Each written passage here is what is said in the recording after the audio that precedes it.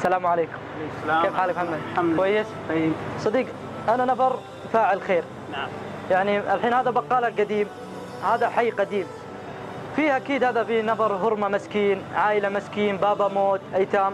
هو سوي تسجيل هنا، كل شهر يجي يعطي أنت فلوس. أنت في عائلة هنا سوي تسجيل كل شهر يجي يعطي فلوس؟ في. بس يبغى عائلة مسكين فيه؟ أيوه. طيب خلينا نشوف.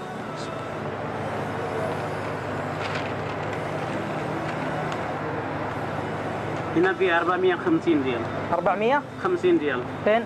أيوه. هو السكن هنا؟ أيوه. قريب؟ يا قريب. طيب ما في مشكلة. طيب. أنا أبغى أسدد هذا 500 ريال.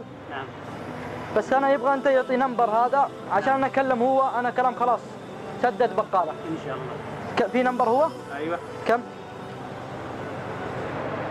055. دقيقة.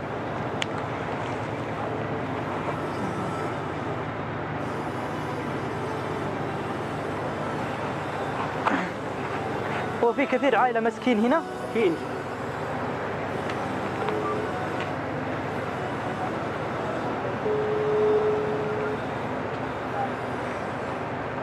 450 ريال. شكرا. ايوه. السلام عليكم. وعليكم السلام يا هلا. كيف حالك يا أختي؟ الحمد لله طيب الحمد لله. معز واحد من عيالك، فحنا جينا عند بقالة في الحي اللي أنتم ساكنين فيه، بقالة أظن أبو نواف. ايوه. فقالوا انكم تسجلون عندهم وكل اخر شهر تعطونهم، هل الكلام هذا صحيح؟ ايوه صحيح. طيب في فاعل خير الله يجزاكم خير جاء وسدد عنكم 450 الان. الله يجزاك انت ويا الخير ان شاء الله. الله يكتب اجرك. انت؟ انا ان شاء الله ابنك، واذا ما قابلتني في الدنيا ان شاء الله نتقابل في الجنه، وفقكم الله. لا والله ولد، لا والله ان شاء الله ابني واتشرف انك ابني. الله يكتب اجركم، سلام الله عليكم. سلام عليكم. ويكثر من امثالكم. الله يجزاكم خير، الله يجزاكم خير. شكرا يا حبيبي.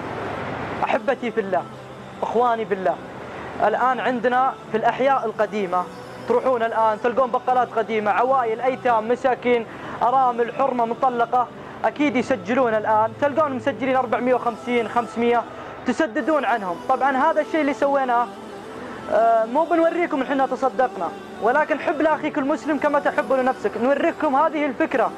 الله الآن أنت راعي بيت، الآن أنت وزوجتك وأولادك سددوا عن الناس، ادخلوا السرور في قلوبهم. أنتم يا شباب قرب، لو تقطون كل واحد 30 ريال 40 ريال وتسددون عن العوائل، أو أنت يا أختي الغالية صديقاتك في الجامعة قرب، تدخلون السرور في قلوب إخوانكم، أنتم تعلمون أن الصدقة تطفي غضب الله.